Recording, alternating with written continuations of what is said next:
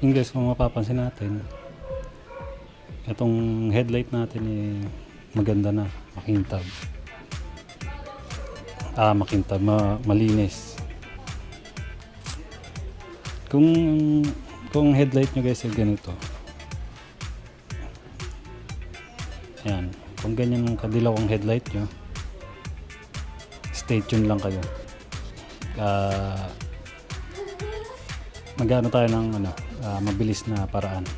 Turuan ko kayo guys kung paano maging parang bago katulad nito. Para lang siyang bago pero inano ko rin yan. Minute over din natin yan. Guys, gawin natin. Yun guys, mga kailangan natin liha, buffing machine. Pwede na rin yung buffing machine na mura lang. Yung mga handy lang. Tsaka tubig. Guys, umpisahan natin.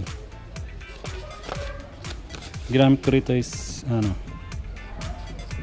gumamit tayo ng 2000 sandpaper. Mabilis lang to guys. Simpleng paraan para gumanda uli yung ating headlight. Okay? Wet sand tayo guys. Wet sand.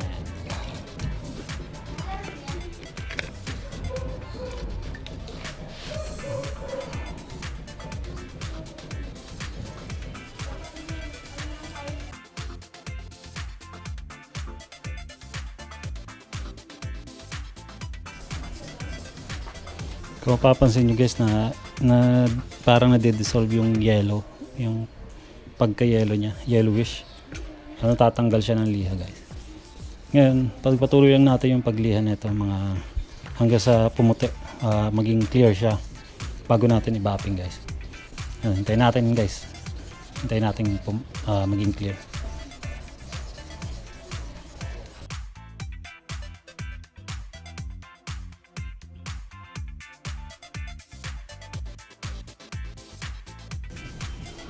Mas mabuti guys kung lalagyan natin ng tape, masking tape, para hindi siya magasgas ng ating liha. Pero kung wala naman kayong masking tape, pwede naman ganito. Ingatan nyo lang, huwag tamaan.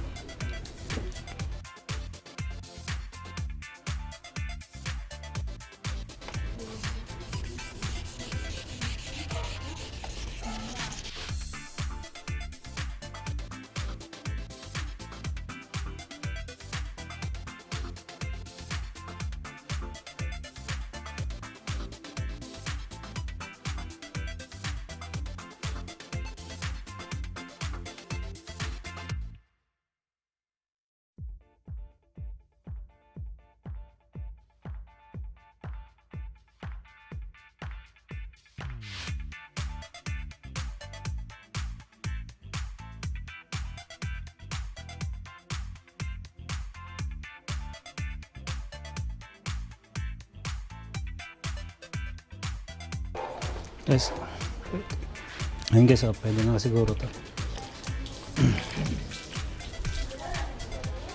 Medyo puti na siya. Kahit paano.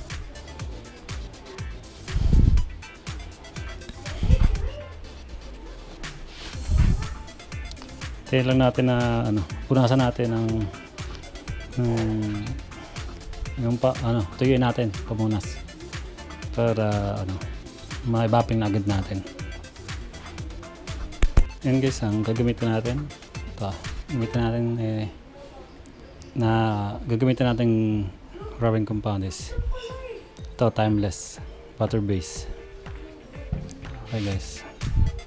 Pahiran lang natin to guys. Pahiran lang natin.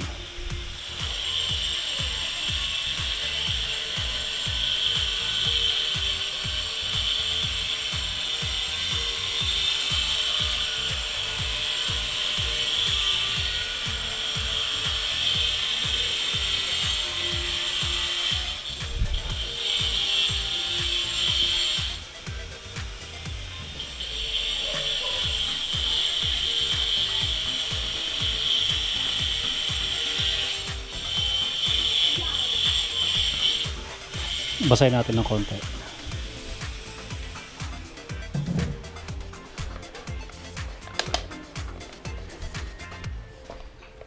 Start na natin guys ng pagbabaping.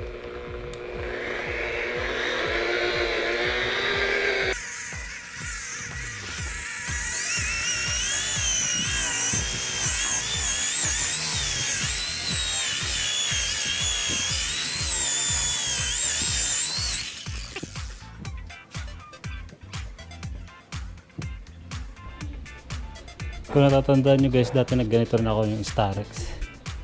Ginawa ko naman doon, in-sprayan ko ng clear coat. Sabi niya mas maganda naman daw yun.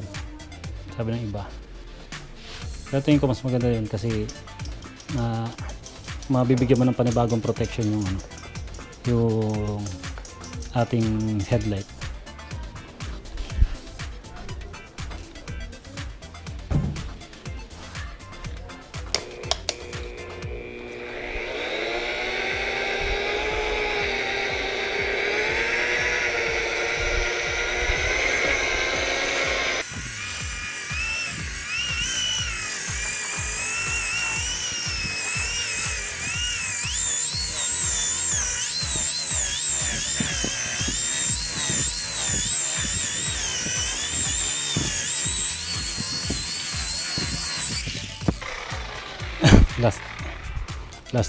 last na bapping.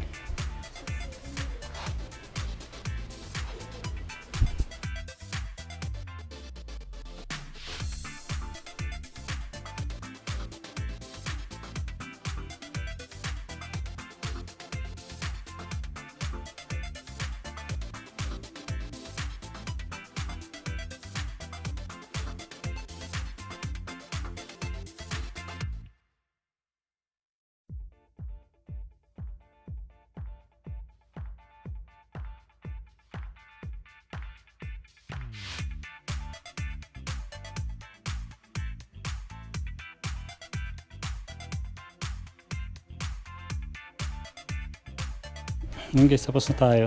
Bali, kayo sa tingin nyo, ang ganda naman, okay naman para sa akin. No, hindi na siya katulad dati na dilaw, na naninilaw. Medyo na siya, nabawasan. Diba guys? Katulad dito sa kabila. Dati dilaw na dilaw talaga yan. Yun lang guys. Pero kung gusto nyo mas maganda dyan guys, parang yung ito same lang, medyo kumbaga sabihin natin medyo bago-bago. Parang ganun. Pero kung gusto niyo mas maganda pa diyan, i-clear coat niyo bago niyo i-bapping. Ayan guys. Mas maganda 'yan. And guys, maraming salamat. Kung hindi pa kayo nakapag-subscribe sa aking channel, paki-subscribe na rin po kung may natutunan po kayo. Ayun guys, abang-abang lang po tayo sa ibang mga videos natin.